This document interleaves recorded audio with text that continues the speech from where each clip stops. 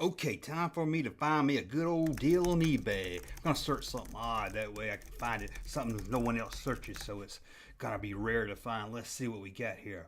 Ooh, what is this? KFC bucket Star Wars pin. What is this? Let me click on this. Episode 1. It's gotta be worth a lot of money.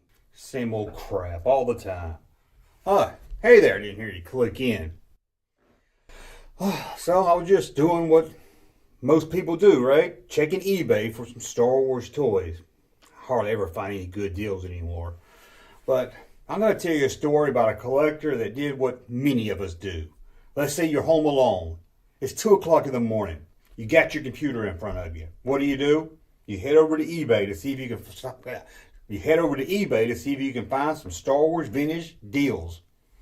Well, this is a story about a collector that did just that. But it turns out what he thought was a bunch of crap and a chicken bucket was a lot more. It was Star Wars and Kenner toy history. Let's take a look.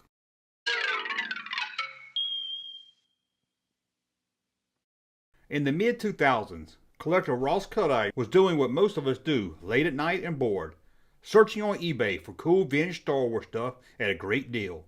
When he found the listing, Star Wars Vintage Catalog, trailers, blueprints, and more, he figured he'd click on it and check it out. He figured it would be just the Kenner catalogs and maybe the blueprints that were released in 1978. However, the photo on the auction only showed what Ross referred to as a lot of crap. It even had a photo of an unused KFC chicken bucket. Also in the photo was some of the fast food toys from the prequels and some of the vintage Burger King glasses. One thing that really caught his eye was a 1978 Toy Fair catalog, as that would be the year the first Star Wars toys were shown. It was a 7-day auction, and the starting bid was $100. He placed the bid and forgot all about it. That was until about 7 days later when he got a notice that he had won the auction for $100 plus $35 shipping.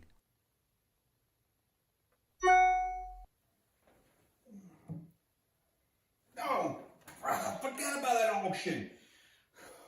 How much did I pay for it? Oh, $35 shipping. Oh!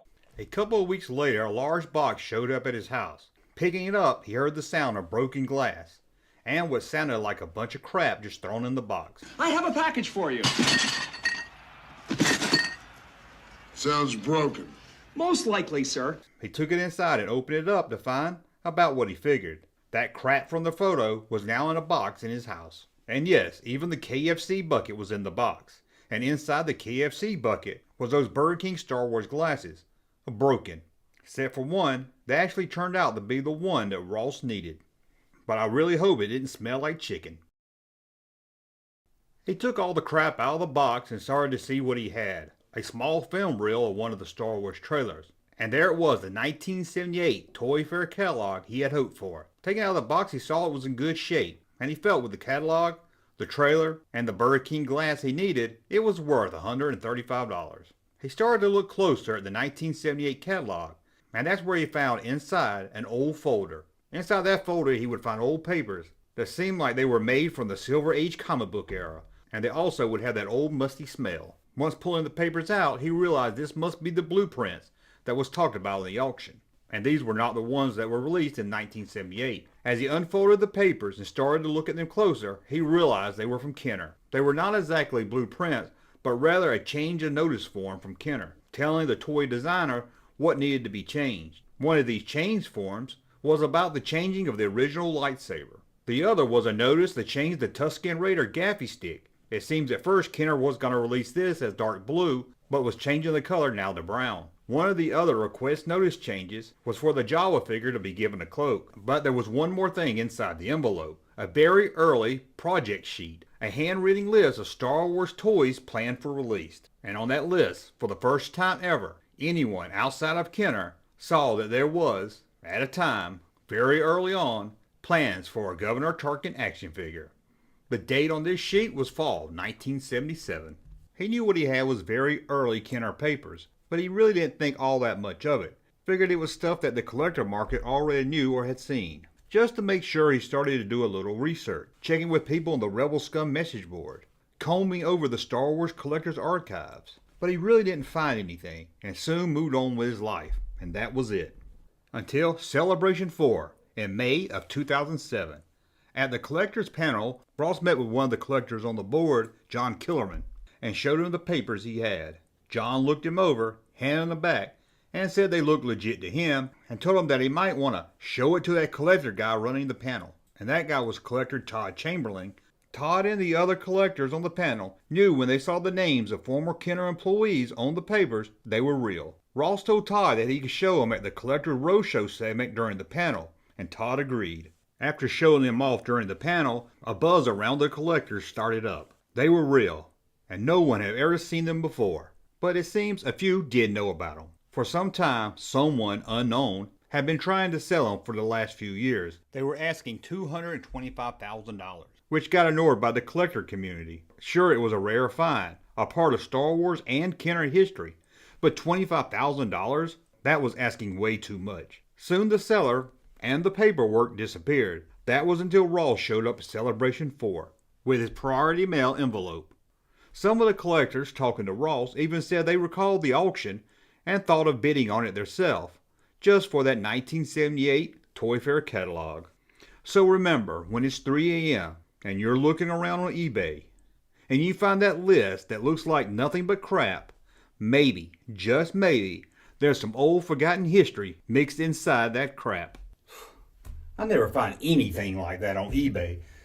The only surprise I ever got eBay was an autographed used condom of Jim J. Bullock. But that's for another video. Anyway, that's a look at a collector that thought he was buying crap and a chicken bucket.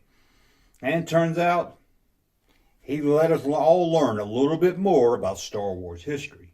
One of those change forms I talked about was about the Jawa cape. How it went from no cape to final cape to cloth cape.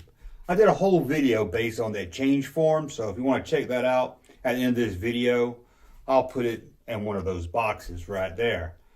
And check out the other box also, or the playlist. But anyway, that's a look at the collector that found history. Tell me, did you ever find anything good on eBay? Did you get some great deal on eBay? I tell you, there was a time where every once in a while you could find something, a deal, but it seems like now anyone that sees anything Star Wars throws it up on eBay at a high markup price as it is. Or that's just my luck. But let me know in the comments below about some deals you found, or maybe some deals you should have gotten and you came back, somebody else got it, and you kicking yourself you didn't buy it.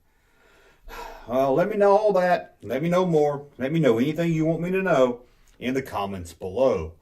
And as always, you can subscribe to this channel or hit like so I know you like my content. I'm not really sure why I said or. I mean, you can do both of them.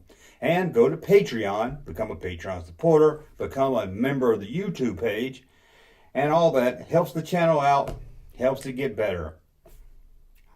I know. I agree. It can't get any better. But maybe it can. We'll see. Well, until the next video, we'll talk again soon. Hey, Junkman channel popping though. Thank you, sir, for that unsolicited testimony.